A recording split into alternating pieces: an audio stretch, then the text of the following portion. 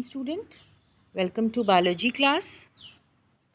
So student, in this lecture we will discuss about the different types of cells involved in acquired immunity. In the last lecture we have discussed what is acquired immunity. We have also seen different types of acquired immunity. Now let's see the role of the different type of cells which are involved in acquired immunity.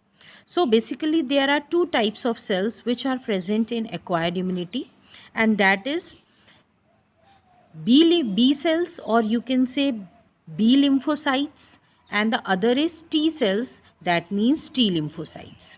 Okay इन दोनों को ही हम जो है B cells या T cells या फिर बी लिम्फोसाइट्स या टी लिम्फोसाइट्स बोलते हैं.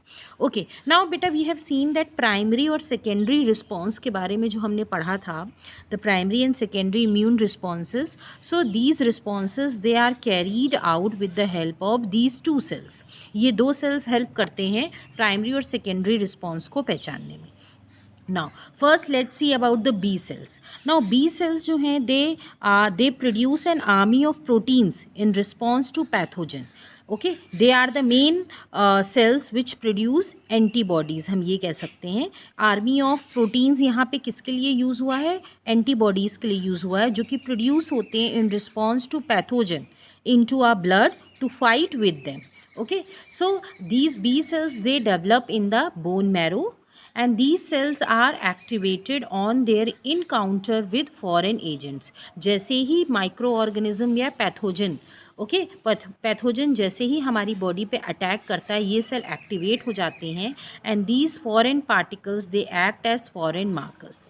The B cells immediately differentiate into plasma cells which produce antibodies. And finally जो है रिएक्शन स्टार्ट हो जाता है बॉडी के अंदर, और in respond to that these B cells they produce antibodies specific to that foreign particle.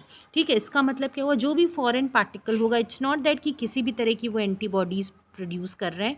जो भी स्पेसिफिक होगी मीन्स हर एंटीजन के लिए, हर फॉरेन पार्टिकल के लिए अलग तरह की एंटीबॉडीज़ होती हैं. Okay, so they will produce that in response to antigen.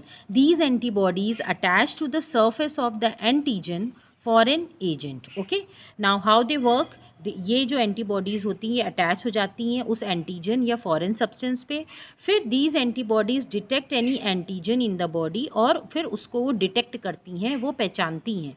Okay, and they destroy it. The immunity dependent on cell is called humoral immunity.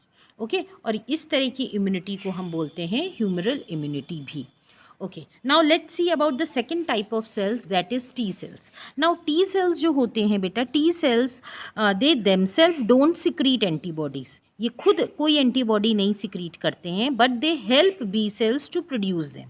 Okay, B cells को वो हेल्प करते हैं, असिस्ट करते हैं उसको प्रोड्यूस करने में. Now they also originate in the bone marrow and they develop in the thymus. Thymus is a type of gland जो कि इम्यूनिटी के लिए इसका ये फंक्शन करती है, इम्यूनिटी रिस्पॉन्स. ओके, बॉडी की इम्यूनिटी बढ़ाती है. Now these T cells they differentiate into helper cells, cytotoxic cells and regulatory cells. ये टी सेल्स भी बहुत अलग अलग टाइप के होते हैं, as you can see, helper cells, cytotoxic cells and regulatory cells. These T cells are released into blood streams. Okay, when these cells are triggered by an antigen, helper T cell release cytokines that act as messenger. जैसे ही ये भी blood stream में present होते हैं, और जैसे ही ये किसी एंटीजन इनके कांटेक्ट में आता है, ये जो हेल्पर टी सेल्स होते हैं, ओके, वो क्या रिलीज़ करते हैं, केमिकल रिलीज़ करते हैं, साइटोकाइंस, जो कि हमने पढ़ा था, और वो मैसेंजर की तरह एक्ट करता है. यहाँ मैसेंजर का मतलब क्या है, वो मैसेज ले जाता है.